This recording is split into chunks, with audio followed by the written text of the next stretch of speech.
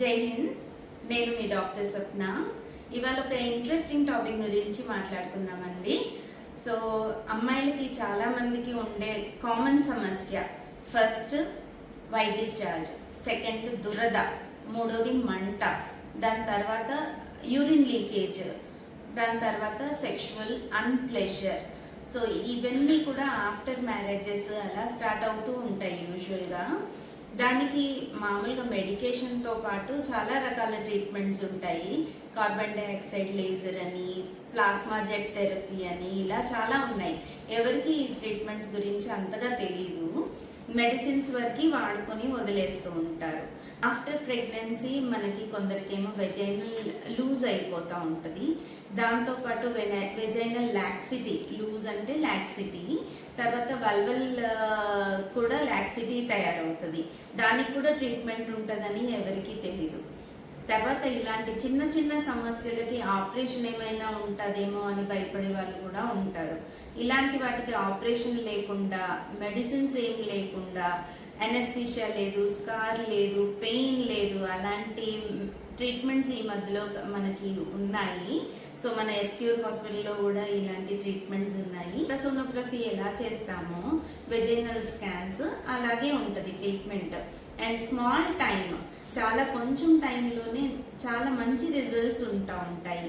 ఈ treatment only 3 times 10 days apart, 15 days అపార్ట్లో 3 times చేసుకుంటే చాలా వరకు రిజల్ట్స్ వస్తాయి.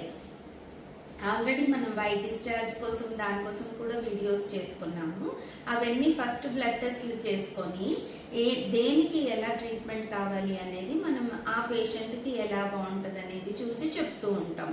యూరిన్ ఇన్కాంటినెన్స్ వల్ల కూడా చాలామంది బయటికి వెళ్ళరు, ఫంక్షన్స్ అటెండ్ అవ్వడానికి వెళ్ళరు. దగ్గితే తుమ్మితే యూరిన్ వస్తుంది అనిపించిన వాళ్ళకి, తర్వాత కొందరికేమో అర్జ్ ఇన్కాంటినెన్స్ అంటాం.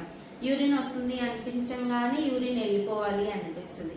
తర్వాత మామూలుగానే కూడా యూరిన్ ఇన్కాంటినెన్స్, కొందరికి అసలు దగ్గినా తుమ్మకపోయినా కూడా కొందరికి యూరిన్ కొద్దిగా లీక్ అవుతూ ఉంటుంది. సో వాళ్ళు మొత్తం ఒక ఫంక్షన్కి కానీ పార్టీస్కి కానీ ఎక్కువ మంది ఉన్న చోటికి వెళ్ళలేకుండా అలాగా ఫీల్ అవుతూ ఉంటారు అమ్మాయిలు. అందరికీ చెప్పుకొని కూడా చెప్పుకోలేరు. సో ఇలాంటి సమస్యలకి, పర్సనల్ సమస్యలకి ఒక సొల్యూషన్ ఉంది అని చెప్పడానికే చెప్తున్నాను ఇవన్నీ. ఆల్రెడీ మనం హాస్పిటల్లో కూడా కొందరికి రికరెంట్ యూటీఐ కోసమని, ఇచ్చింగ్ కోసమని, డయాబెటిక్ ఉన్న వాళ్ళకి కూడా సివియర్ ఇచ్చింగ్ ఉంటే వాళ్ళకు కూడా ఓన్లీ 1 sitting చేసాము, వాళ్ళు ఆల్రెడీ మొత్తం అంతా పోయింది, అసలు సెకండ్ సిట్టింగ్ కూడా అవసరం లేదు మేడం అన్నారు. అంటే మధ్యలో 10 daysకి వాళ్ళకి ఫీల్ అవ్వలేదు. ఆల్రెడీ చేసి ఆల్మోస్ట్ 3 months అవుతుంది. 2 days బ్యాక్ ఫోన్ చేసి చెప్పారు, వీఆర్ వెరీ హ్యాపీ మేడం, అసలు ఇచ్చింగ్ అన్నదే లేదు, ఆల్మోస్ట్ 2 years నుంచి బాధపడుతున్నా నేను, సో ఇప్పుడైతే అసలు ఏమీ లేదు అని చెప్పి ఫోన్ చేశారు. I'm so happy to hear that. So అలాగే మనం లైకెన్ స్క్లెరోసిస్కి కూడా చేశాము. అది కంప్లీట్గా 1 sittingలో అవ్వకపోయినా కూడా she is having a little bit improvement in every sitting. Because of so many reasons patients కూడా కంటిన్యూస్గా రాలేకపోవచ్చు. సో కానీ చేసుకున్నప్పుడైతే తనకైతే చాలా బాగా రిజల్ట్ వచ్చింది. లైకెన్ స్క్లెరోసిస్, యూటీఐ రీఅకరెన్స్, ఇవన్నిటికీ చేసుకోవచ్చు మనం.